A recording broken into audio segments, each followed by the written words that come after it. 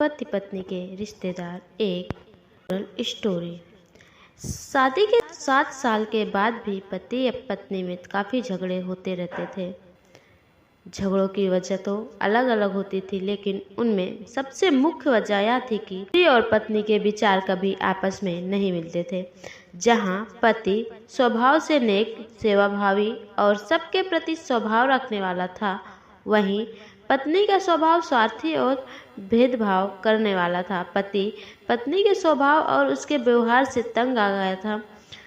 वह हमेशा कोशिश करता था कि पत्नी का आचरण और स्वभाव में किसी तरह बदलाव आए। पत्नी अपने ससुराल साइड के रिश्तेदारों के साथ कभी सीधे मुंह बात नहीं करती थी। कोई लोग उसके खराब व्यवहार के कारण नाराज हो जाते, लेकिन पत्नी उसकी भी परवाह नहीं करती। पति को इस बात से काफ़ी दुख होता कि उसकी पत्नी उससे कितनी विपरीत क्यों है। परेशान हो चुके पति ने अब खुद ही परिस्थिति को सुधारने का मन बनाया और एक प्लान बनाया। अगले दिन पति ने पत्नी से कहा, सुनो कम्मो, मैं सोच रहा था कि मम्मी पापा, मम्मी बहन, भाई और उनके बच्चों को घर पर इनवाइट कर लेता हूँ।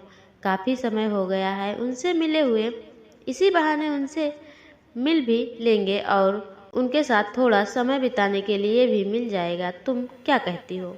पत्नी के चेहरे से साफ दिख रहा था कि इसे ये आइडिया पसंद नहीं आया, लेकिन उसने पति का मन रखने के लिए बेमन से हाँ कह दिया।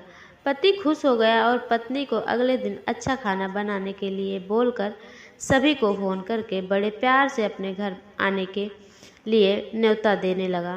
जब पति फ़ोन पर बिजी था तो पत्नी सोच रही थी, ये आदमी भी ना अपने फालतू कामों से बाज नहीं आएगा। क्या ज़रूरत है सबको घर पर बुलाने की?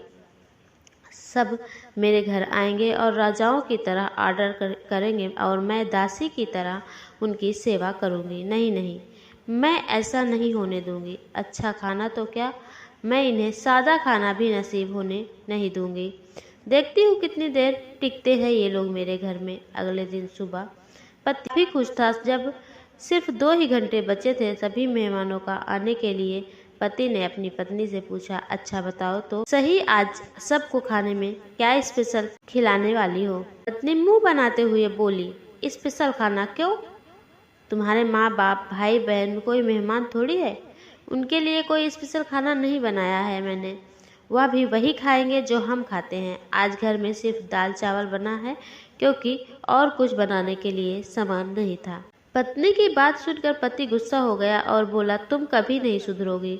अगर घर में सामान नहीं था तो मुझे एक बार बता दिया होता, मैं बाजार से जाकर ले आता, लेकिन कुछ ढंग का तो खाना बना लेती। अब सिर्फ 1 घंटा बचा है और सभी आने वाले हैं, मैं क्या मुंह दिखाऊंगा उनको? तुम ही रहो यहाँ, मैं तो जा रहा हूँ।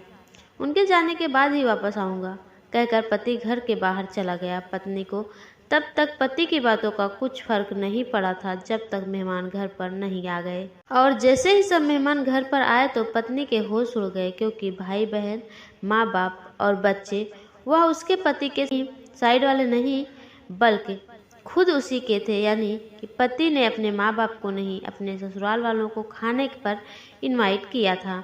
पत्नी अब काफ़ी परेशान हो गई, क्योंकि अपने ससुराल वालों को परेशान करने के लिए न सिर्फ उसने सादा खाना बनाया था, बल्कि खाने में ज़्यादा नमक और मिर्च भी डाल रखी थी।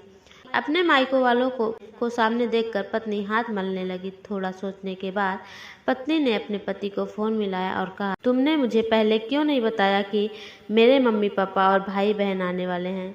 तुम पहले बता देते तो मैं अच्छा खाना उनके लिए बनाती। पति ने कहा, मैंने वही बताया जो मैं मानता हूँ। मैंने कभी तुम्हारे परिवार वालों को पराया नहीं समझा और तुमने कभी मेरे परिवार वालों को अपना नहीं माना।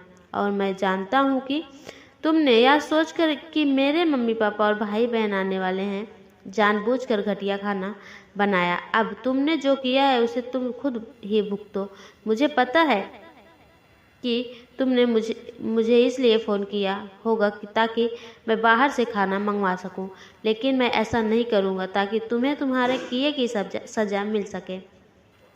इतना कहकर पति फ़ोन काट दिया।